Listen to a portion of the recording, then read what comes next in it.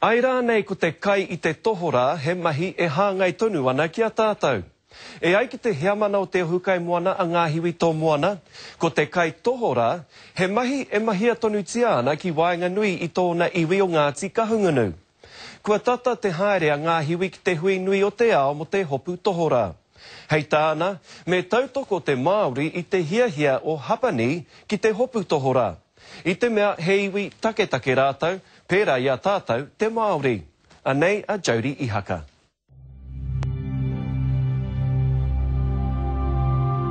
When you're down there with a big whale, the first thing you want to do is hug it.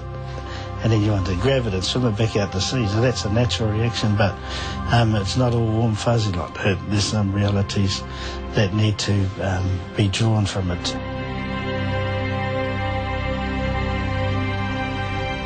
We want the commercialisation of whaling to stop and for the New Zealand government to draw a line in the sand demanding a zero take of whales from the Southern Ocean.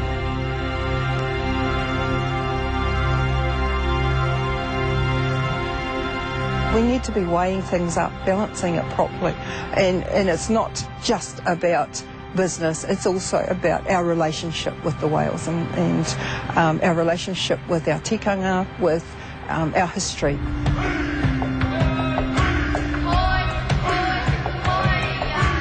Well, we cover all aspects of the whales. I mean, whales are our kaitiaki. They came here beside the Takitimu Waka. They were here with Paikia, and so they've always been the big symbol of our well-being, of our aura, of our ethos, of our tikanga and our kawa. And so we have no malice or malevolent or thoughts against them. Ngā Hiwi Tomoana is the leader of the third largest iwi in the country. He's also the go-to guy for Indigenous whaling issues. His role as chairman of Te Ohukai Moana has seen him become a champion for other Indigenous cultures too scared to tell their own whaling stories for fear of international condemnation. The Indigenous or the Māori right to take beached whales, which has catapulted us into the international arena, and preserving the right of all Indigenous people to take whales. And for kai, number one, kai. And that's what gets us into a lot of trouble. Why? How does that get you into a lot of trouble? Because most of the whaling nations have always taken whales for oil, for blubber, for nutraceuticals, pharmaceuticals, but the bone and meat was always the last thing on their minds. So when we go out there strongly advocating that the right to whale for Indigenous communities around the world, it gets confused with commercial whaling. And that may be part of cultural whaling, of Indigenous whaling, but it's always used as a hammer blow by anti-whalers against Indigenous whaling, and that's what gets everybody excited.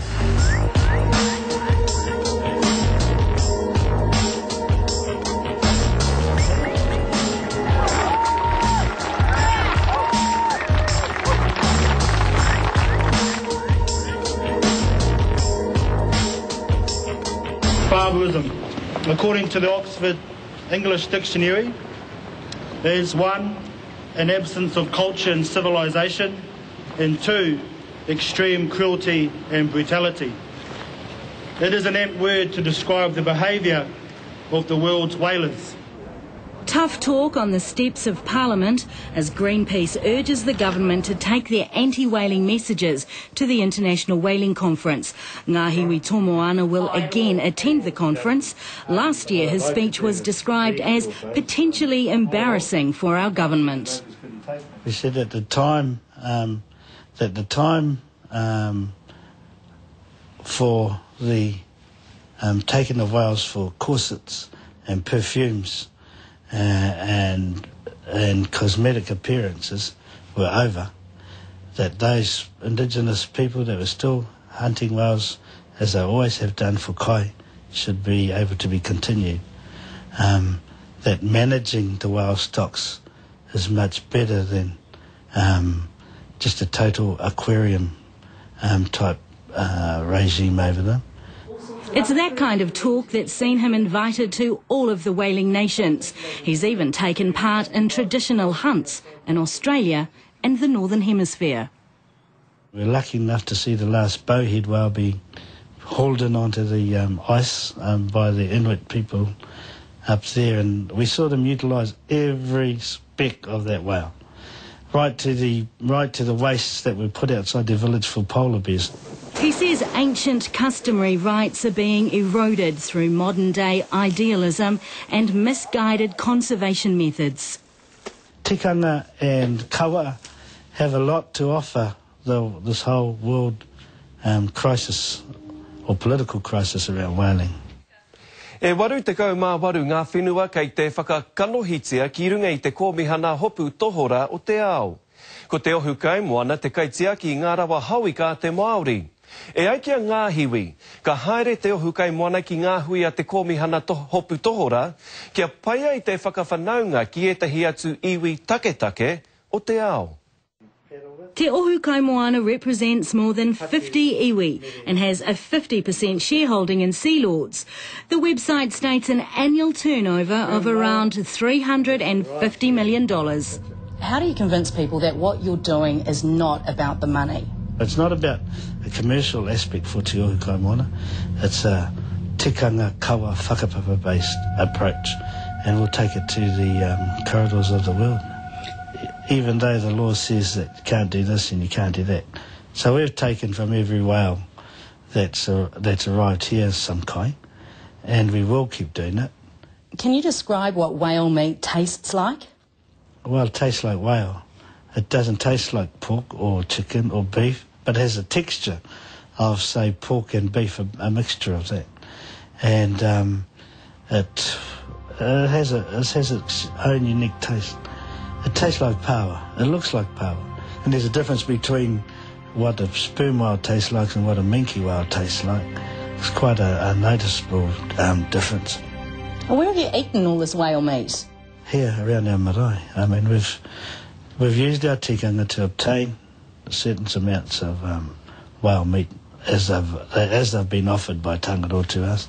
Just so we're clear, this is about beached whales. You would never support commercial whaling? Well, not at this stage, but if there were millions of whales in our waters at one time, just off Hawke's Bay, there were 200 whales caught between Mahia and Cape Kidnappers every year. 200. They would come frolicking around here. That's in the 1860s, 70s, right into the 1900s. So those records have been well kept and well documented. And it wasn't Māori who wiped 200 whales off the face of the earth in our bay in that time. It was the English, the Americans, the Australians, the Russians. And now they're telling us we can't eat our own whales. That's a bit thick. Kauahi Ngāpura started out emptying buckets of vomit from the viewing boats of Whale Watch. Now he's the Chief Operating Officer. Customary rights for Indigenous people. So obviously it is a 100% Māori-owned business. I mean, we're fully behind the maintenance of customary rights for Indigenous people. But obviously what we're not in support of is how some may use that right to kill whales, because killing of whales for any purpose is unacceptable from our company. We will never support a return to commercial whaling, never. And we would be straight in with the Aussies, and it's no good saying what if Australia loses the case. Remember, New Zealand and Australia took France to the World Court over nuclear testing. We lost the case, but we won the war.